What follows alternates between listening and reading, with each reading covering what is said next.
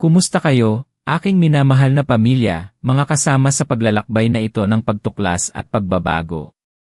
Magandang-maganda ang araw na ito dahil ngayon, aalamin natin ang siyam na tanda na ibinibigay ng ating sariling katawan kapag ang malaking kayamanan ay papalapit na sa ating buhay. Tama ang narinig mo.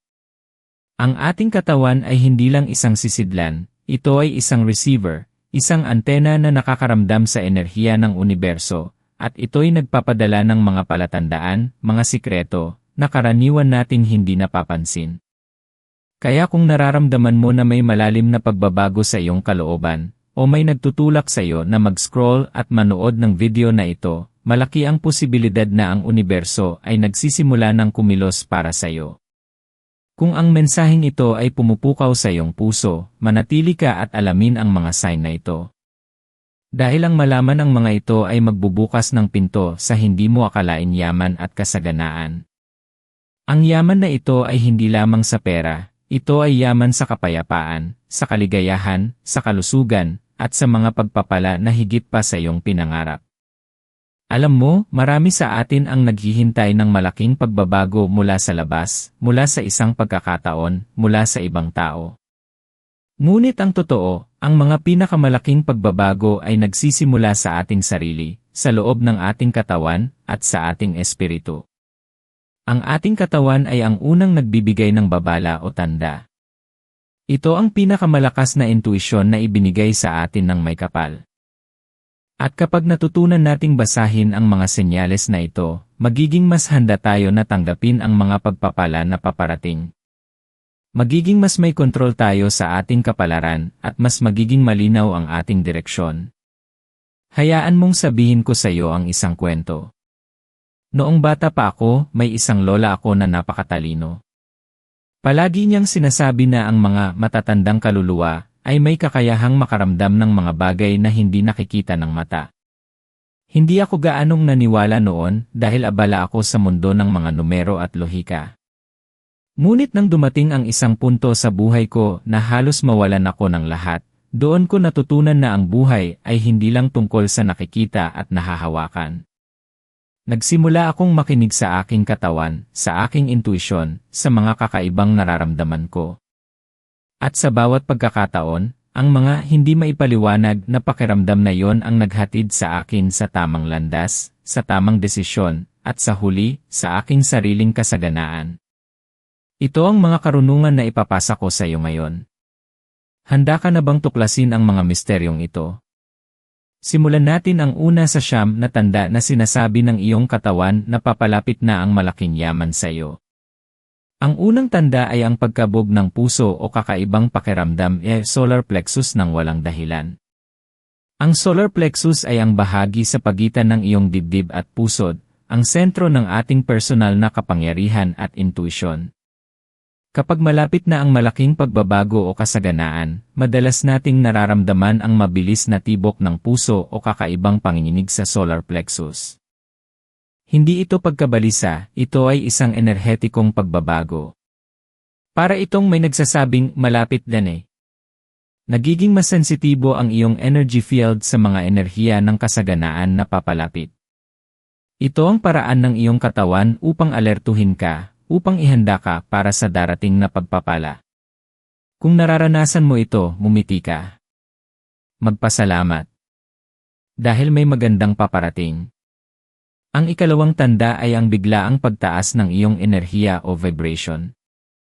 Parang may pumapasok na bagong kapangyarihan sa iyo. Mas gising ka, mas masigla at mas positibo. Hindi ito dahil sa kape o sa bagong diet, ito ay isang panloob na pagbabago. Ang iyong vibrational frequency ay tumataas para umayon sa frequency ng kasaganaan na paparating. Tandaan mo, ang kasaganaan ay enerhiya. At kapag ang iyong enerhiya ay tumataas, mas madali mong maakit ang mga bagay na may mataas na vibration tulad ng kayamanan, kaligayahan, at pag-ibig. Kung nakakaramdam ka ng kakaibang sigla, na parang kaya mong gawin ang lahat, ito ay isang malakas na sign. Gamitin mo ang enerhiyang ito para lumikha, para mangarap, para kumilos. Ang ikatlong tanda ay ang paglinaw ng iyong intuisyon o ang tinatawag nating feeling. Mas nagiging matalas ang iyong pakiramdam sa mga bagay-bagay. Mas nakikinig ka sa iyong inner voice. Kung dati ay nag-aalangan ka, ngayon ay mas malinaw ang iyong direksyon. Ang intuition ay ang boses ng iyong kaluluwa na konektado sa divine source. Kapag malapit na ang kasaganaan, ang koneksyon na ito ay nagiging mas malakas. Maaaring makakita ka ng mga senyales, makarinig ng mga ideya, o makaramdam ng mga pagtulak na gawin ang isang bagay na dati ay hindi mo iniisip. Makinig ka sa mga ito. Ang mga ito ay gabay mula sa universo. Dahil minsan, ang pinakamalaking kayamanan ay hindi darating kung hindi mo susundin ang unang bulong ng iyong intuition. Maraming mga negosyante at matagumpay na tao ang nagsasabi na ang kanilang intuisyon ang nagdala sa kanila sa kanilang tagumpay. Ang ika-4 niya'y tanda ay ang LA panaginip NA kaugnayan sa abundance o sa mga simbolo ng kayamanan. Maaari kang mangarap ng malinaw na tubig, masaganang hardin, ginto, pera, o mga bagay na may kinalaman sa paglago. Ang ating subconscious mind ay nakakakonekta rin sa universal na kamalayan. At kapag ang kasaganaan ay papalapit, nagpapadala ito ng mga mensahe sa pamamagitan ng ating mga panaginip. Huwag baliwalain ang mga panaginip na ito. Sulatin mo ang mga ito. Pag-aralan mo ang kanilang mga simbolo. Maaaring nagbibigay sila ng direksyon o nagkukumpirma lang na ang lahat ay nasa tamang landas. Ang mga panaginip ay isang tulay sa pagitan ng nakikita at hindi nakikita, at ginagamit ito ng universo upang kausapin ka. Ang ika-5 tanda ay ang biglaang pagkaugnat paglilinis pag-organize ng iyong paligid. Nararamdaman mo ang kailangan mong ayusin ang iyong bahay, ang iyong opisina, ang iyong mga gamit. Ito ay hindi lang paglilinis, ito ay isang enerhetikong paghahanda. Ang iyong katawan at espiritu ay alam na kailangan mong gumawa ng espasyo para sa bagong kasaganaan na paparating. Ayon sa mga prinsipyo ng Feng Shui at Law of Attraction, ang paglikha ng malinis at organisadong espasyo ay nag-aanyaya ng positibong enerhiya at kasaganaan. Kung bigla kang nakakaramdam ng matinding pagtulak na maglinis at mag-organize, sundin mo ito. Dahil ang malinis na espasyo ay sumasalamin sa malinaw na isip at bukas na puso para tumanggap ng mga pagpapala. Ibahagi mo sa comment section kung saan ka nanonood at kung ang mensaheng ito ay gumagawa ng sense sa iyong puso. Mahalaga ito sa akin upang maunawaan kung gaano kalalim ang koneksyon natin dito at para makagawa pa ako ng mas maraming content na makakatulong sa ating lahat na lumago at magbago.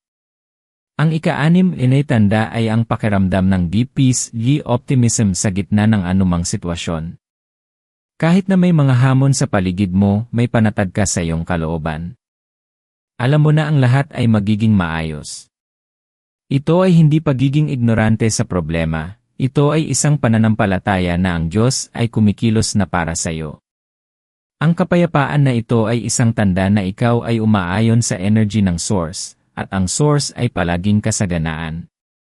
Kapag mayroong kapayapaan sa iyong puso, mas madali mong naiakit ang mga bagay na may kapayapaan din. Ang kapayapaan ay isang klase ng yaman na hindi nabibili. At kapag ito ay nasa iyo, marami pang ibang klase ng yaman ang susunod. Ang malaking kasaganaan ay madalas na dumarating sa mga taong may panatag na puso at malinaw na pag-isip. Ang ika-7 tanda ay ang pagkakita ng repeating numbers, synchronicities. Paulit-ulit mong nakikita ang parehong numero, tulad ng 111, 777, o 888. O kaya naman ay nag-isip ka ng isang bagay at bigla itong lumilitaw sa iyong harapan.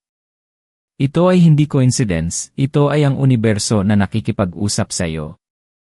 Ito ay isang kumpirmasyon na ikaw ay nasa tamang landas at na ang iyong mga pagnanais ay papalapit na. Ang mga numero ay may sariling enerhiya at kahulugan. Ang 888, halimbawa, ay madalas na konektado sa kasaganaan at kalubusan. Ang mga synchronicity naman ay parang mga nod mula sa divine.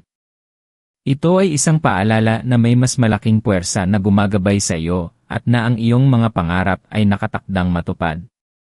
Ang ikawalong tanda ay ang kakaibang pakiramdam ng init o panginginig, lalo na sa iyong mga kamay o talampakan. Ang ating mga kamay ay mga channel ng enerhiya, at ang ating mga paa ay ang ating koneksyon sa lupa. Kapag malapit na ang kasaganaan, maaaring makaranas ka ng kakaibang init, panginginig o pamamanhid sa mga bahaging ito. Ito ay ang enerhiya ng kasaganaan na dumadaloy sa iyo, naghahanda sa iyo na tumanggap at magbigay. Ito ay isang physical manifestation ng iyong vibration na nagbabago. Ang iyong katawan ay parang isang magnet na umaakit, at kapag nararanasan mo ito, nangangahulugan itong ang magnetismo mo ay umaakyat na. Tanggapin mo ang pakiramdam na ito. Magpasalamat. Ito ang enerhiya ng pagtanggap at paglikha. At ang ikasyam ay tanda na para sa akin ay isa sa pinakamahalaga, ay ang matinding pagnanais na magbigay o magbahagi. Kapag papalapit na ang malaking kasaganaan, kadalasang lumalaki rin ang ating pagnanais na magbahagi sa iba, na tumulong, na maging mas bukas palad. Ito ay dahil ang universo ay gumagana sa prinsipyo ng pagbibigay at pagtanggap. Kapag handa kang magbigay, handa ka ring tumanggap. Ang pagiging bukas palad ay hindi lamang tungkol sa pera, ito ay tungkol sa oras, sa talento, sa pag-ibig, sa positibong enerhiya. Ito ang isang cycle. At kapag ang iyong puso ay nag-uumapaw sa pagnanais na magbigay, isang malakas na sign ito na ang iyong cup ay malapit ng umapaw sa kasaganaan. Ang pagbibigay ay hindi nagpapahirap, bagkus, ito ang susi sa mas malaking pagtanggap. Ang isang masaganang espiritu ay palaging handang magbahagi ng biyaya. Ayan ang siyam na tanda na ibinibigay ng iyong katawan kapag ang malaking kayamanan ay papalapit na. Ang mga sign na ito ay hindi aksidente, ang mga ito ay mga whispers mula sa universo, mga kumpirmasyon mula sa iyong sariling kaluluwa na ikaw ay nasa tamang landas at na ang iyong mga pangarap ay matutupad. Hindi ka basta nag-iisa sa paglalakbay na ito. May puwersa na gumagabay, may mga tanda na nagpapakita. Ang iyong potensyal ay less malaki kaysa sa iniisip mo. Ikaw ay nilikha para sa isang pambihirang buhay. Ang iyong kwento ay hindi nagtatapos sa kasalukuyang sitwasyon mo. Ang pinakamahusay na bahagi ng iyong buhay ay hindi pa dumarating. Mayroon kang lahat ng kailangan mo sa loob ng iyong sarili. Iba ka, espesyal ka. Ang iyong intuisyon ang nagdala sa iyo rito. At ito ay tanda ng iyong kakayahang kumonekta sa mas mataas na katotohanan. Ikaw ay bahagi ng isang bagay na mas malaki. Ngayon, ang tanong ay, handa ka bang tumanggap? Handa ka bang sundin ang mga senyales na ito? Handa ka bang kumilos base sa mga bulong ng iyong katawan at ng iyong intuisyon? Ang kasaganaan ay hindi lang para sa ilan. Ito ay para sa lahat ng handang buksan ang kanilang puso at isip dito. Ikaw ay karapat-dapat sa lahat ng pagpapala at kasaganaan na inilaan para sa iyo. Huwag kang mag-alinlangan. Simulan mong bigyang pansin ang bawat kakaibang pakiramdam, ang bawat panaginip, ang bawat synchronicity. Kilalanin mo na ang mga ito ay mensahe mula sa langit, nagpapatunay na ang iyong mga dasal ay dinidinig at ang iyong mga pangarap ay malapit ng maging katotohanan. Yakapin mo ang darating na pagbabago ng may buong pananampalataya at pasasalamat. Ngayon, ating ipagdasal ang ating paglalakbay tungo sa kasaganaan. Mahal na Amang nasa langit, pinupuri ka namin at pinasasalamatan sa iyong walang hanggang pagmamahal at kabutihan. Salamat sa karunungang ibinahagi sa araw na ito, na nagpapaalala sa amin na ang aming katawan ay templo ng Espiritu Santo, at may kakayahang makaramdam ng iyong mga banal na mensahe. Panginoon, humihingi kami ng iyong gabay upang mas maging sensitibo sa mga tanda na ibinibigay mo sa amin. Buksan mo ang aming mga mata upang makita, ang aming mga puso upang maramdaman, at ang aming mga isip upang maunawaan ang bawat senyales na papalapit ang malaking yaman at kasaganaan sa aming buhay. Bigyan mo kami ng lakas ng loob na sundin ang aming intuisyon, na lumikha ng espasyo para sa iyong mga biyaya, at maging bukas palad sa aming pagbibigay. Basbasan mo ang bawat isa sa amin ng kapayapaan na lumalampas sa lahat ng pag-unawa, ng enerhiya, upang lumikha, at ng pananampalataya na hindi matitinag. Tulungan mo kaming maging handa na tanggapin ang lahat ng material at espiritual na kayamanan na inilaan mo para sa amin. Protektahan mo kami mula sa pag-aalinlangan at takot, at punuin mo kami ng pag-asa na ang aming pinakamahusay ay darating pa. Idinadalangin namin na ang bawat isa sa amin ay maranasan ang tunay na kasaganaan sa lahat ng aspeto ng aming buhay, sa aming pananalapi, sa aming kalusugan, sa aming mga relasyon, at sa aming espiritual na paglago. Naway magamit namin ang mga biyayang ito upang maging pagpapala rin sa iba, sa kaluwalhasyan ng iyong pangalan. Salamat, Panginoon, dahil alam naming dinidinig mo ang aming mga panalangin. Lubos kaming nagtitiwala sa iyong plano at sa iyong walang hanggang pagmamahal. Sa pangalan ni Jesus, Amen. Aking minamahal na pamilya, kung naramdaman mo ang kapangyarihan ng mensaheng ito, at kung handa ka na para sa isang buong pagbabago sa iyong buhay, huwag mong kalimutang mag-subscribe sa channel na ito at pindutin ang bell icon para sa mga bagong video na magbibigay sa iyo ng inspirasyon at gabay. Kung mayroon kang gustong ibahagi tungkol sa mga tandang naranasan mo, o kung anong tanda ang pinakanakapukaw sa iyo, i-comment mo lang sa ibaba. Gusto kong marinig ang iyong kwento. Ibahagi mo rin ang video na ito sa iyong mga mahal sa buhay na sa tingin mo ay nangangailangan din ng mensaheng ito ng pag-asa at kasaganaan. Magkasama nating lilikha ng masaganang hinaharap. Tandaan, hindi ka nag-iisa. Hanggang sa muli at pagpalain tayo ng Diyos.